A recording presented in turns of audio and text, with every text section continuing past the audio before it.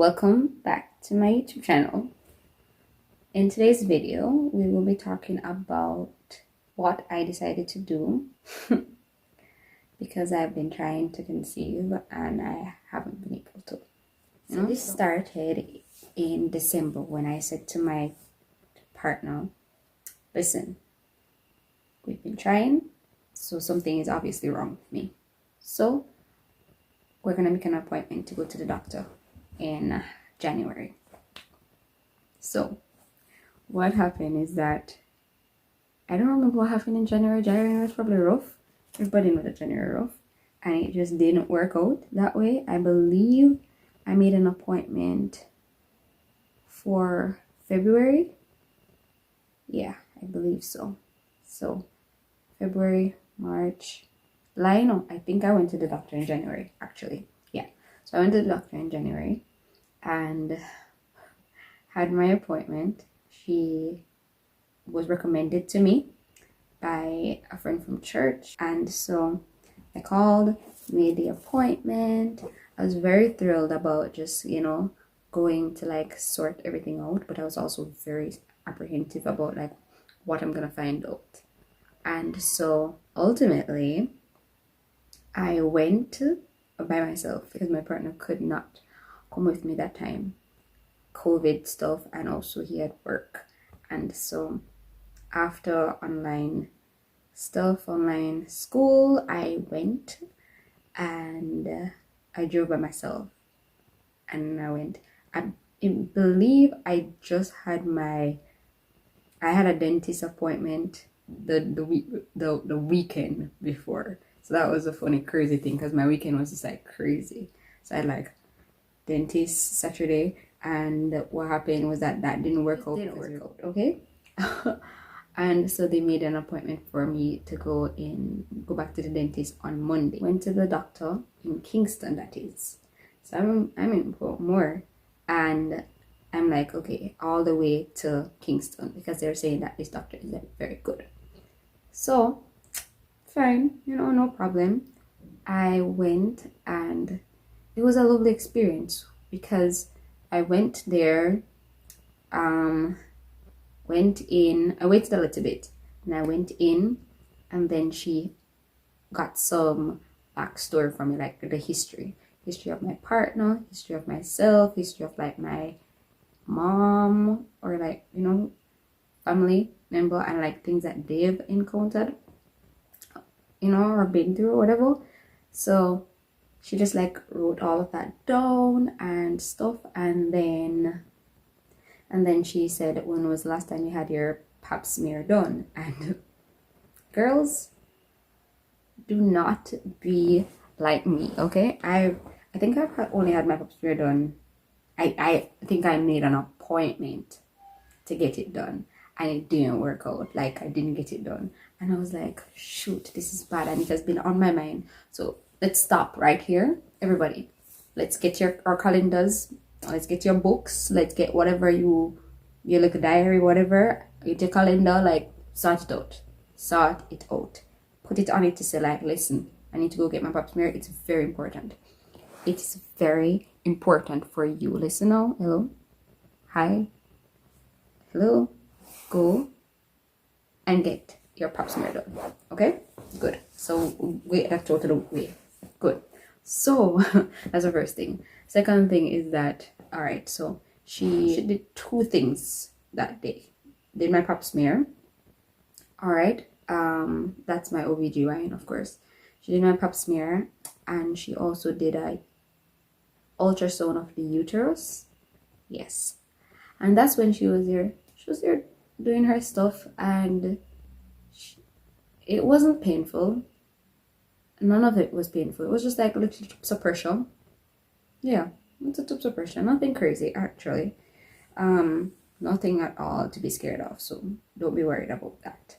So she did her stuff, and I keep looking up because I'm trying to remember everything. Yeah. So she did that, and so she started talking to me, and she's very calm. Get a doctor that's just very calm, very chill, just explain stuff and just makes you feel comfortable. You know what I mean? All right, so she's there. She's saying, do you see little pockets, little sockets, or like, I don't remember the term that she used, but she's like, like holes. And I said, yeah, I'm seeing them.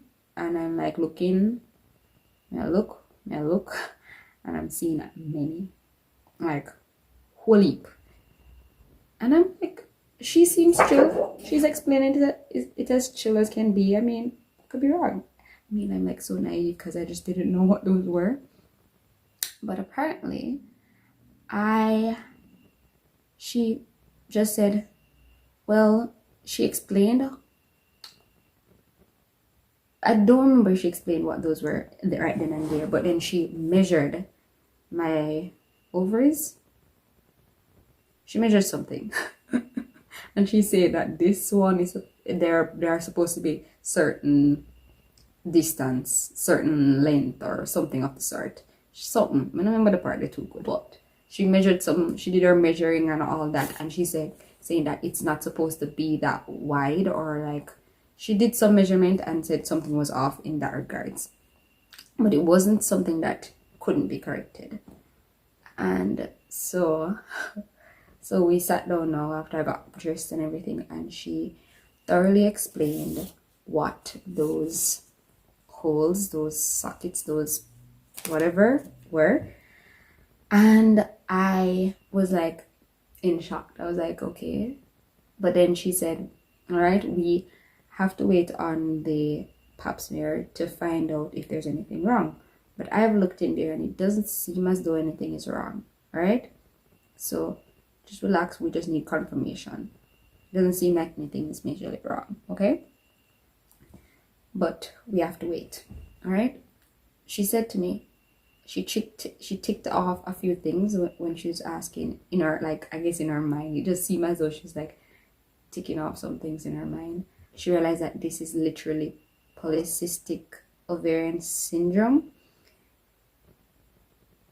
I was like, okay, all right, okay, what do I do?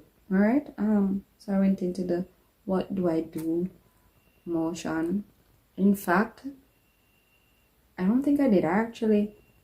I did ask that, but I immediately started crying. Let's backtrack a little bit. She says that I have cysts.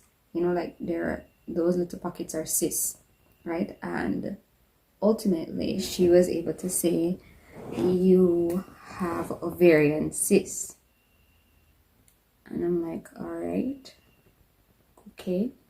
So she also, she was able to see my stomach in that area at that point in time when she was testing and doing all of this stuff. And so she says, do you have hair growing anywhere else, like your chin, or like chest or stuff like that? And I told her that I do have like little hairs, like every now and again you see a hair, an abnormal hair like sticking out, and like right here, little tips, and then like two, like right now I'm feeling one that's growing back, yeah, but it's not like big and chunky. And like my chest has a bumps on it, and it has like small hairs, tiny hairs. And my stomach, like my below my navel, I have hair there like crazy. I have hair there, and she's taking off things on her imaginary list in her head. Well, it looks like that to me. And she's like, okay. And she's saying that most of the time when people have ovarian cysts and they have abnormal growth, hair growth, and they have also come in with an irregular period, which is what I had. I had an irregular period, and also they have not been able to conceive, some sort of infertility symptoms. Usually people like this have PCOS. But she says, listen, we have to do a test. For everything we have to do a test to find out for sure, but based on what I'm seeing, it is all pointing in that direction. I once again, like I could not. I'm like crying. I have on my mask and I couldn't breathe much, so I had to take it off a little bit, like move it away. And she's like, try and keep on your mask, and she's trying to be as sweet as possible. She's like, don't cry, but I'm like there by myself, and I'm like very emotional, as you will see. I'm very emotional. So that happened, and so she gave me 2 tests to do, I believe. Okay, so she's already done the ultrasound of the uterus, and she's already done the pap smear, and then she gave me a blood test to go and do to find out something about my levels, like my testosterone. I don't remember what that one was about, but it's just about like to try to figure out if, you know, my hormones are out of whack or whatever, what is going on with them.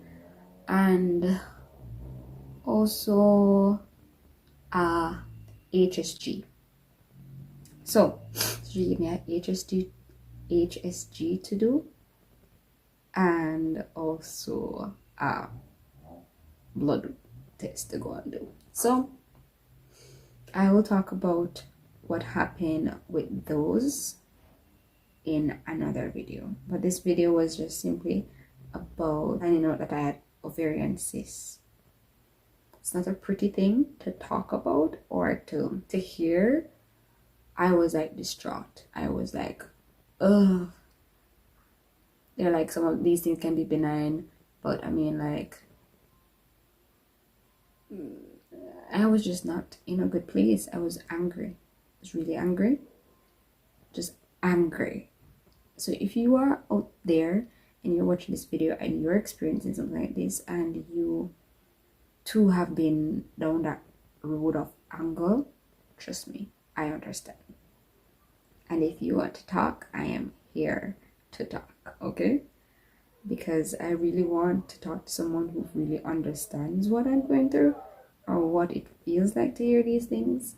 So yeah, but please remember that you are not alone, and that there is always a light at the end of the tunnel. So please stay tuned to more videos to find out all the other things that occurred hereafter. So stay sweet and love hard. Bye.